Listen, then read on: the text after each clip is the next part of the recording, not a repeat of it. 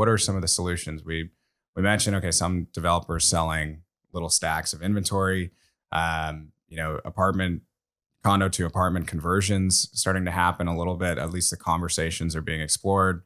Like, can you talk a little bit about that or any other solutions that might? The condo to apartment conversion is really tough. We've studied it intimately, talked to a lot of people who are more expert around like the different financing programs.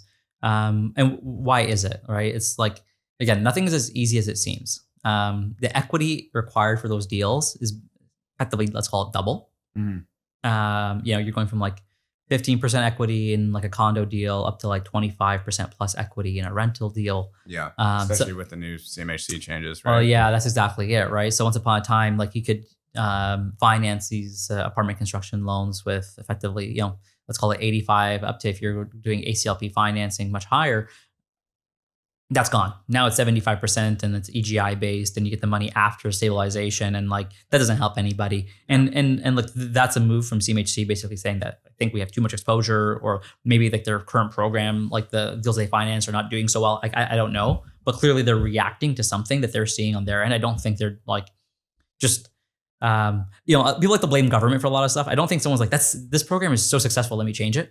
Like I think there's probably a reason there, but what it's done is put a lot of pressure on the industry to fix this. And conventional financing, for the most part, is in that low 70s to 75% range. And then, could you get more financing? Sure, you could, but then that's more risk, right?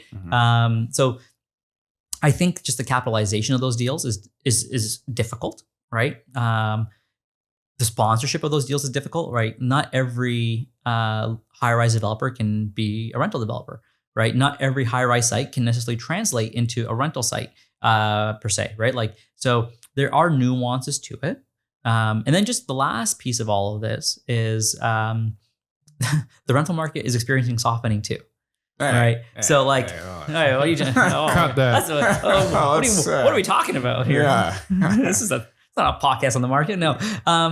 That's so that's the truth. It's still difficult to predict, especially in markets where there's a lot of condo development and, other dynamics. By the way, this is a moment in time thing, right? I think I believe this is a fantastic vintage to be investing in, high-rise land or multifamily. Why? Yeah. Because if it takes you 4 years to build a rental building, you're delivering effectively in 2029. Well, look at the supply that's coming online in 2029. Like, yes, 2025 is a big supply year for condo. 2026 is going to be smaller but big. Then it's dry. Yeah. So I actually think this is a great vintage for that type of investing. But it doesn't mean that when you're running the pro forma, people are still focused on today's rents and today's growth. And it comes down to how you forecast. If you're a long-term owner, I like to think that things revert to the mean over time. And so if you are holding this asset for 20 years, you shouldn't care. Right. If you're trying to buy, build, and exit in 4, yeah, I wouldn't do that today. Because it just, the risk doesn't feel right. So I think it comes down to you as an owner, you as a developer, what makes sense. If you're truly going to be long-term, I think we have a really interesting opportunity right now. I think if you're trying to speculate, I think, the volatility is high and you might win, but you also might lose. So it just comes down to like your appetite.